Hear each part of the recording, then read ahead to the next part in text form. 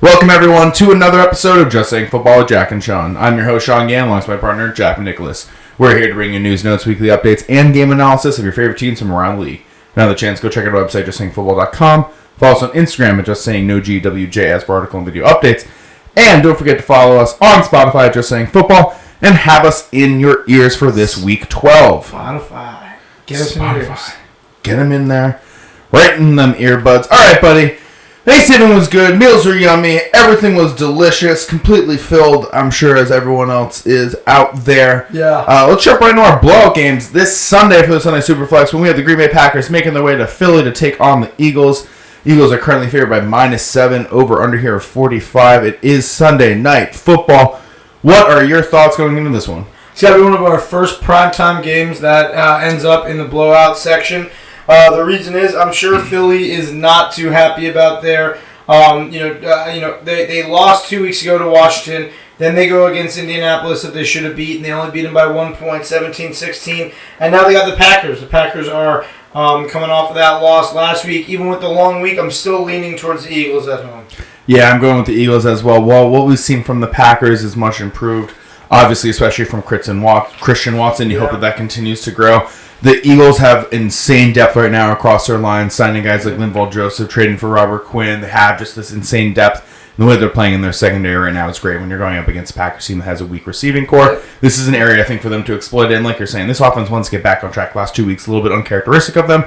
This is a team where you can kind of get back on track. But let's keep this moving along because we have the Los Angeles Rams making their way to Kansas City to take on the Chiefs. KC currently favored by -14 in this one, our largest spread of the weekend, over under here 44. Now, just a few years ago, everyone, it was the Goff versus Mahomes. It was 50 points for this team, 55 points for the other team. There was just records being broken and made and set. And now the Rams not looking like they're going to make the playoffs, maybe. It is not olden times anymore. No. In Kansas City. Kansas City coming off that huge Monday night win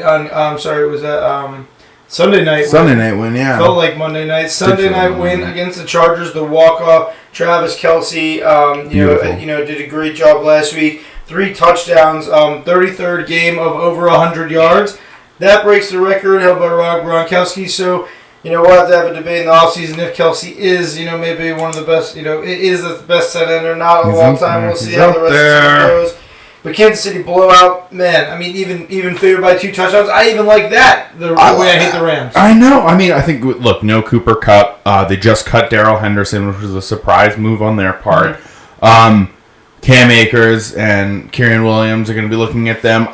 Stafford back in concussion protocol. Don't know if he's going to be back. It's just so many question marks right now. This defense isn't the same. This offense isn't the same. Yeah. And Kansas City's really starting to find a rhythm right now. Juju's supposed to be back from the concussion protocol. I love Casey in this one.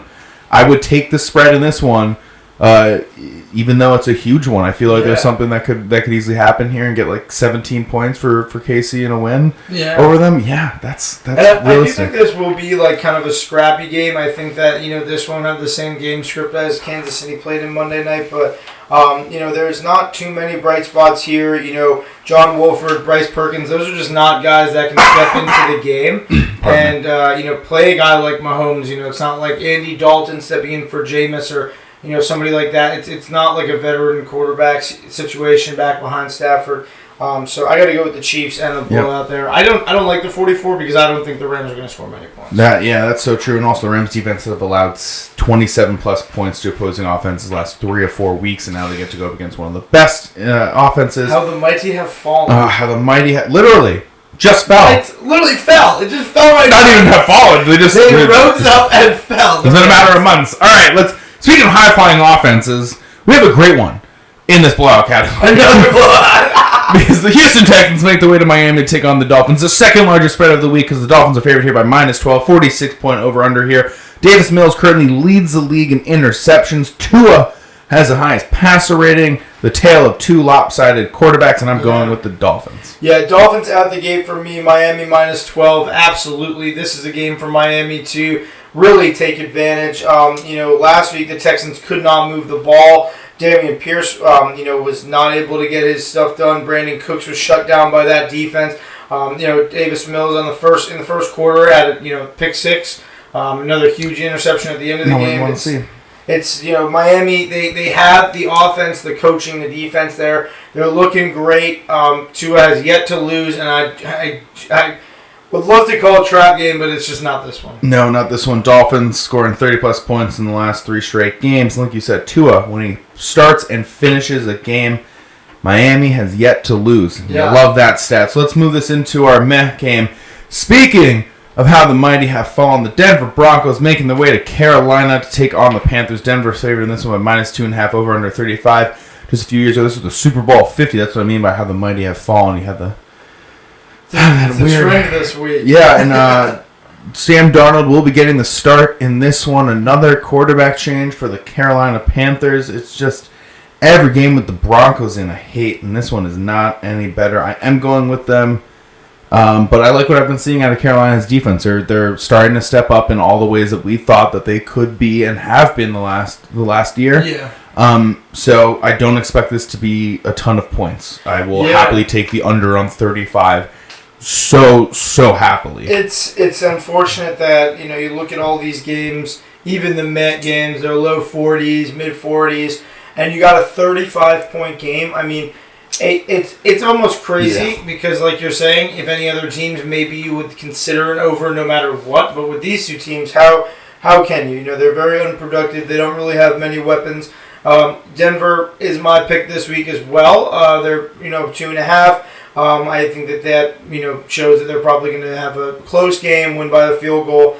But Melvin Gordon cut earlier this week. Now we got Latavius Murray's stock going up. Latavius is a very viable backup that can have high touchdown production. So, maybe they run it down Carolina's throats and get that one. Maybe. I'm not tracking what Denver's doing anymore. We just hate them so much. I'm just so lost. All right, let's keep this moving in our Matt category. We have the Tampa Bay Buccaneers making their way to Cleveland to take on the Browns here. Tampa Bay's favored by -3 over under here, 43.5.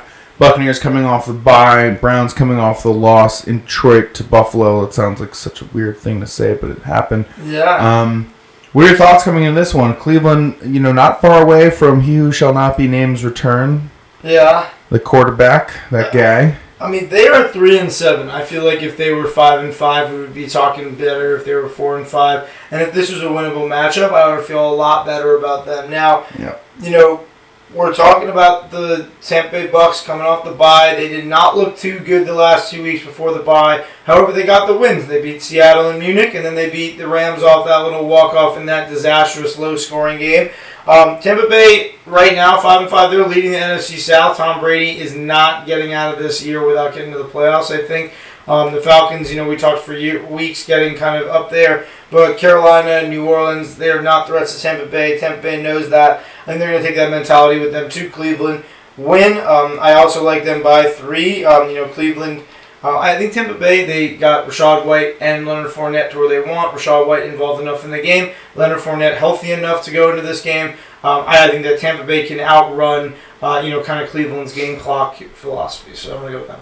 Yeah, absolutely. I like Tampa Bay in this one as well. We saw in Munich they were running the ball much more efficiently than they had been all season. And that's exactly what you want to see. That opens up just so much more for that team and all teams when you're able to rely on that in the play action.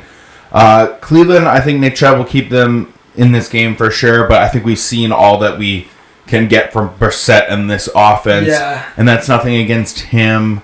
We even talked about him doing great last week. I think I agree. The clock's running out a little bit. That's all it is, and so it's going to be interesting to see how the Browns handle the next few weeks. I think with him coming back, with the change of QB. Yeah, and to see how they want to sort of handle certain games as they're kind of more on the outside looking in right now in the playoffs. But I am going with Tampa Bay. I do think the NFC South is theirs, unless the Falcons can sort of begin to rally like they did last week a little bit against the Bears. But let's keep this moving. Speaking of the Bears, we have the Bears making their way to New York to face the Jets here. Jets are favored by -5.5 here with an over-under 42.5. Now, before we get too much into this, outside of just what happened last week with the Patriots, I think the biggest thing that we need to talk about is what's been happening this entire week after that. I mean, after the game, there was a question to Zach Wilson about did he feel like he let the defense down? And he was very quick to say no and then repeat no. And I think when you look at the stats, only getting 2 inches. You mentioned this in our Sunday our Thanksgiving episode, but You only get 5 inches of total offensive yards. The quarterback basically. has 9 completions the whole game. How is it not your fault? I mean, I agree. It's not that it's necessarily his fault, but to not take responsibility. And you know what I mean? I have an interesting opinion on this, and I'm happy you brought it up because I saw what Garrett Wilson had to say. His number one receiver had to say at the end of the game. I saw what his coach had to say. His coach, Robert Saleh, said, it's dog shit. His wide receiver said, how many yards do you have in the second half? Yep. And they told Garrett Wilson we had like less than 100 yards. He was pissed. He's like, that's unacceptable. Yeah. Zach Wilson's not taking account. Garrett Wilson knows that this offense is better than that, and Zach Wilson's acting like it's not on him to be better than that. The defense gave up 3 points. The Jets' defense is very good. The Jets' defense is here. The Jets' defense is here to play. They're legit. This defense now is like playoff caliber defense. They're full of veteran pass rushers, and everyone is bought into Saleh as they should. And right now, I think for him to go out there and just not take responsibility. Stephen A. Smith made this whole thing of boys don't take responsibility, men do, blah blah blah. Not so much in that, but like at the end of the day, you just didn't take responsibility. You are the franchise quarterback of a team. You're in a New York market in the media that will tear you apart, and for you to not be calculated and to just take responsibility. I don't know. I really don't like that. Now there's Saleh hasn't backed him up for this Week 12 match. It's now potential for Joe Flacco or Mike White to start. This is not what you want here. This team was first in the NFC East. They now are fourth. They were in the playoffs. They're now on the outside looking in. And now you have your quarterback saying it's not taking responsibility. I'm going with the Bears in this one, despite the Justin Fields injury. I don't like the current situation that the Jets are dealing with right now with Zach Wilson. I think this game is going to be really close. I don't think it's going to be a very pretty game. Yeah. But I really don't enjoy that that's what Wilson had to say after the game. It really upset me, and I don't think it's fair to how that team played or how that defense played or to his fellow offensive players. So there were just some bad passes by him. Just bad. And the Bears have 3 losses in a row by less than 3 points lost to the Dolphins, Lions, and Falcons. I think that this is the week that they get it right. It just kind of matches up with the Jets kind of getting it wrong. Unfortunately, like you said, if the Jets lose this game, they'll be 6-5, which can put them in a huge threat being in the division of Buffalo and Miami. I am going to go with Chicago this week. I think Chicago has been playing a lot better week by week. And like I said, I just don't think this is the week for the Jets. Yeah, Zach Wilson, get together because these Jets fans, they deserve a lot more than this these right Jets now. Jets fans on Twitter are saying it, man. They say you want to go to the playoffs, start Joe Flacco, and we've seen that before. It's not so bad. It was great. It was great for Baltimore. All right, let's keep this moving because we have the Los Angeles Chargers making their way to Arizona to take on the Cardinals. Arizona is not favored in this one. LA is by -3.5. 47.5 point over under here. This is a 4:25 Eastern game. I'm scratching my head because I'm just so disappointed with the Cardinals in their season. 4-6 in a year where the NFC West is vulnerable. The year where you got San Francisco now like just booming up, and they're at home, and I don't feel good about this. I think the Chargers at 5-5, they need to get right. This is the game for them to do that. We saw a little bit of Keenan Allen back last week. Not so much of Mike Williams, but eventually I feel like he's going to make his way back. And this is a great game, I think, for the Arizona defense. Great matchup for Keenan Allen, Austin Eckler. I'll go with them on the road. Because, like you said, man, the Cardinals, especially if Kyler's not playing, they do not look like they had it. On Monday night, they had 10 points. They were within a score, and then they lost by 28. Yeah, it was just not pretty at all for them. They did what they had to do, getting towards the end of the first half, getting it within one score, and then, like you said, they just did nothing the entire second half. I do think this is the Chargers game to get right. Similar, Chargers had the lead. They lost it to Kansas City on track because of Travis Kelce, Patrick Mahomes. You even texted me. 3 things you can count on: death, taxes, Patrick Mahomes, Travis Kelce. Yeah. So I'm going with the Chargers in this one. This is a get right game for them. I do think it'll be a good game. I like LA at 3.5. Yeah. I'll take LA with the spread. I think like a 4-point win for them, like 27-23 sounds really nice to me. Nice. You'd hit the over on 47.5 too. I feel like it's high for me with the Cardinals, but if Kyler starts, I like that. I would hit the over on that one. I like that for them. Chargers can also put up 30-plus points if need be on that offense side. All right, let's keep this moving to our last MAC game of the week. So we have the Las Vegas Raiders making their way to Seattle to take on the Seahawks. Seattle's favored by -4 in this one. 48 point over under. 4:05 p.m. Eastern game. What are your thoughts? Yeah, man. You know where Seattle's playing this week? They are playing at home, which is a very tough place to play, and a place they've been playing really good this season. And like, as you know, they're coming off the bye. They just played in Germany. They got their rest. The Raiders, they went into a slugfest last week. As I know there were a couple more points than we expected, but like still a dirty game with the Broncos. Huge win. Huge shout out to Devontae. You know, we know that he is that guy. Big walk off TD. But how are you feeling about the Raiders and the Seahawks this week? I mean, I think that Seattle, like I said, is a home field advantage. But you know, do you have any bright spot for the Raiders after that win last week? I mean, the Devontae Adams, that route was so beautifully run. If you watch that, Surtain is playing off coverage. Devontae cuts like he's going in. Surtain bites super hard, rushes it immediately. Devontae Adams thought he was going to come over and get a pick. And then Devontae just cut it right back out, wide open, easiest way to get into the end zone. What I do like in this game is I like the Josh Jacobs versus Seattle defense. We saw in Munich that they struggled against the Tampa Bay Buccaneers. Yeah. Whether it was Lenny or White, they were just dominant in the run game. And we've seen Josh Jacobs put up a few great games, including a 3-touchdown game that's a few weeks ago. So I do think that they can operate the ball through the run. That being said, I do like Seattle in this one. It is hard to play in Seattle, like you're saying. 12th man is there. I think that they lost the division lead because they have the tiebreaker goes to the 49ers. But they're still in the playoffs right now, so they're playing for this playoff spot. They're still trying to show they're legit. There's still a lot of question marks around them. They're back at home. This is a very beatable Raiders team. Yeah. I would love to see the Seahawks bounce back. They've had 2 weeks to prep for this game as well, and you saw what the Raiders could do last week, so hopefully you learn from that. Yeah, I agree. And I like what you said about Jacobs. Jacobs definitely could have a big day, even though Seattle...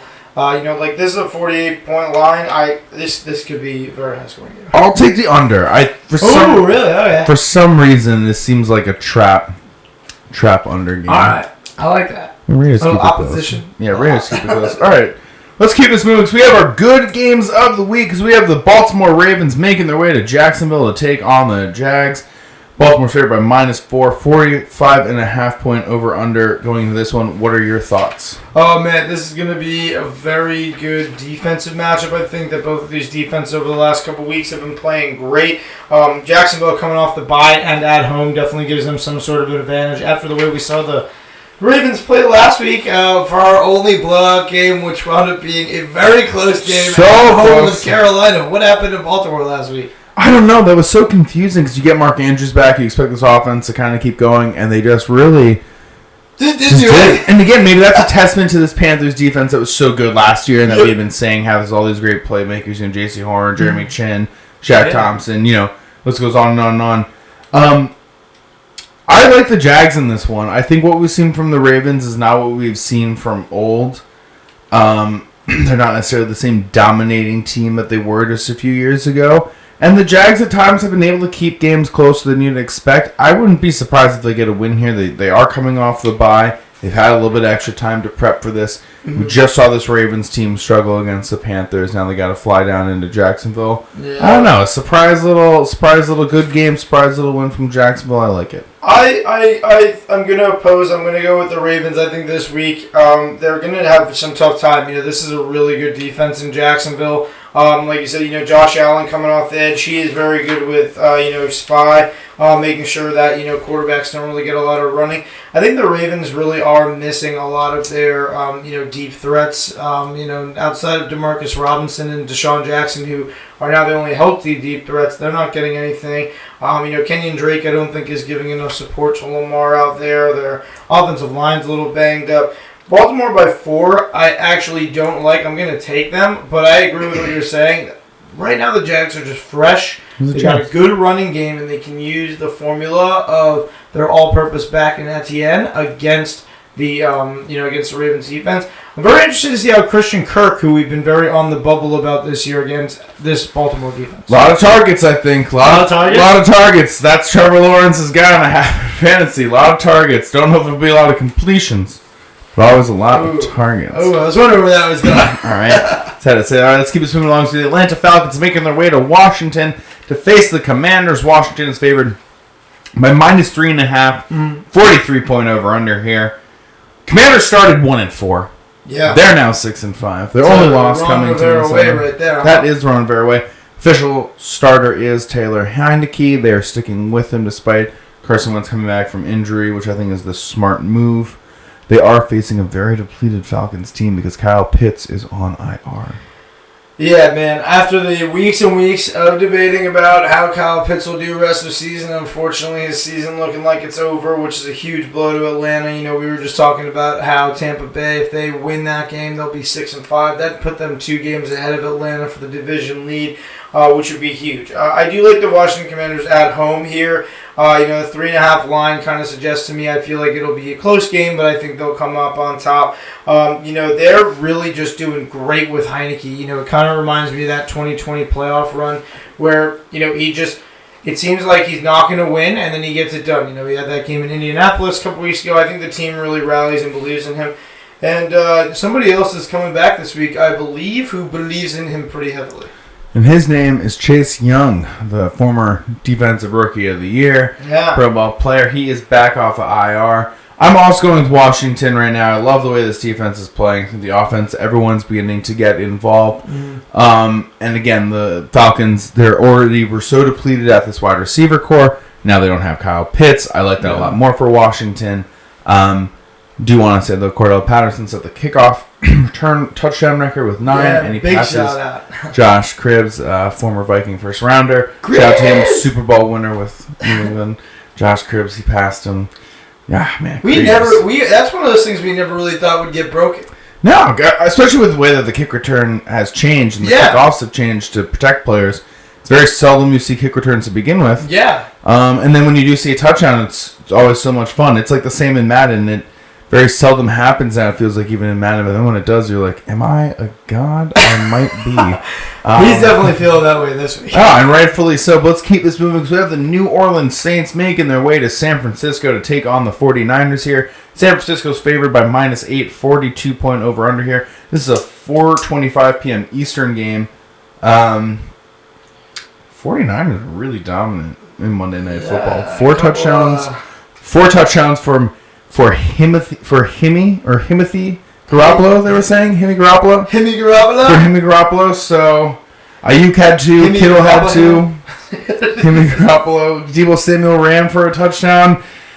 Creed McCaffrey in the ball. Like, this team right now, this offense, I don't know why everyone let Kyle Shanahan get all these players or how it happened.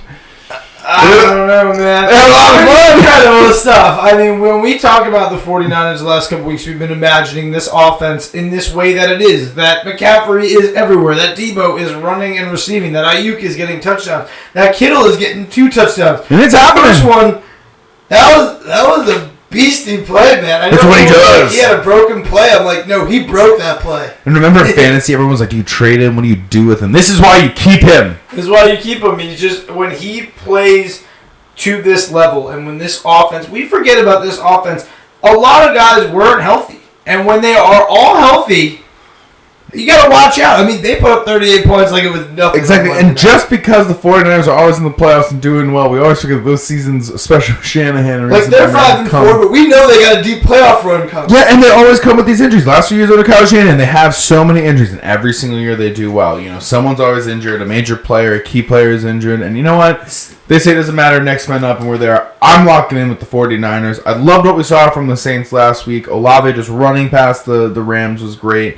They did get a little bit bailed out, I think, with the concussion to Matthew Stafford. Yeah. Stafford's having a great game leading up to that point, and I wish him a healthy recovery from that, of course.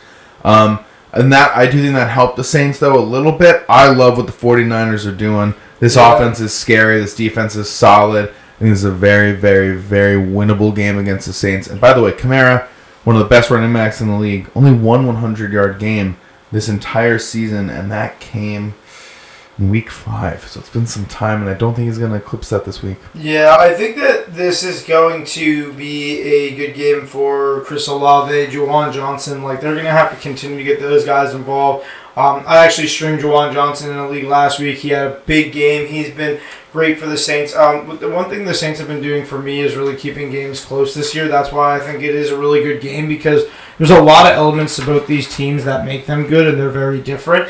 With the Niners, like we said, it's a very explosive offense, a lot of defensive talent. When it comes to the Saints, it's a lot of spark plays, trick plays, a lot of different kind of sets. And then with the defense, it's very much hard-nosed defense, and they know their identity. With the Niners, we know it's a lot more pass rush. With the Saints, they can beat you multiple ways.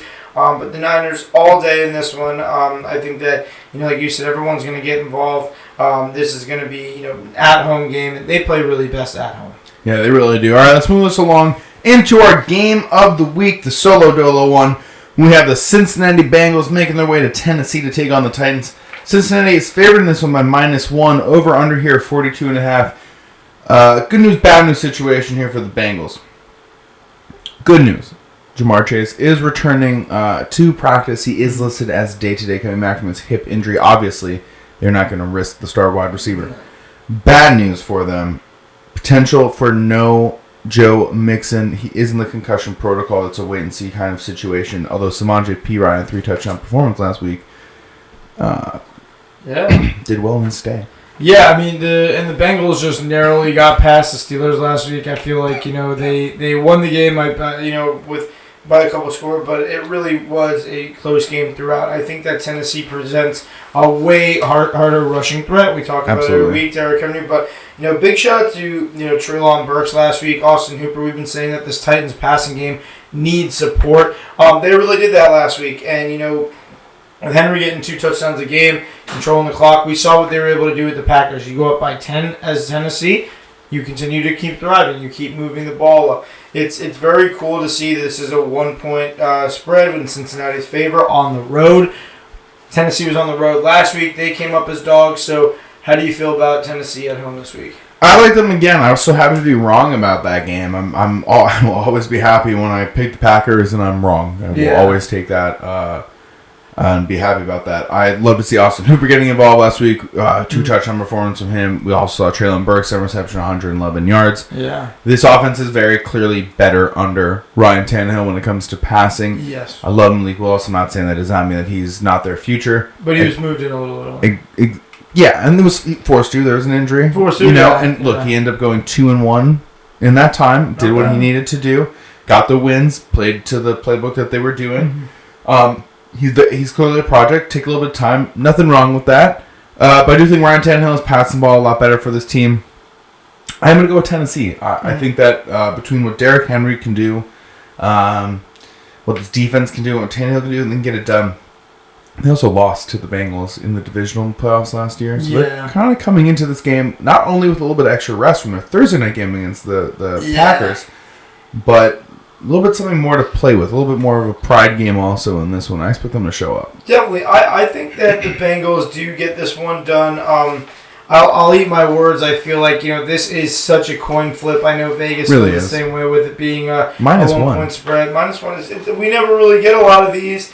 And I think that it's nice for us to oppose. I think that Joe Burrow is going to be looking to go on the road. He's looking at, Lamar Jackson facing Carolina last week, not having a great game. He's looking at the Browns being 3-7. He's looking at the Steelers just getting beat by them last week. So the Bengals are riding high for me this week. I think Samaje Perine is a great backup. Absolutely. Not talked about, too much outside of, the great fact Sooner. that he runs a lot of, He was a Sooner, and I think the cool thing too is 3 touchdown game last week. It just shows that they're running this offense through the running back. Absolutely. And he is, a veteran, and he's the guy in their 2-minute drills. Joe Mixon doesn't spend too much time on the field during the 2-minute drills.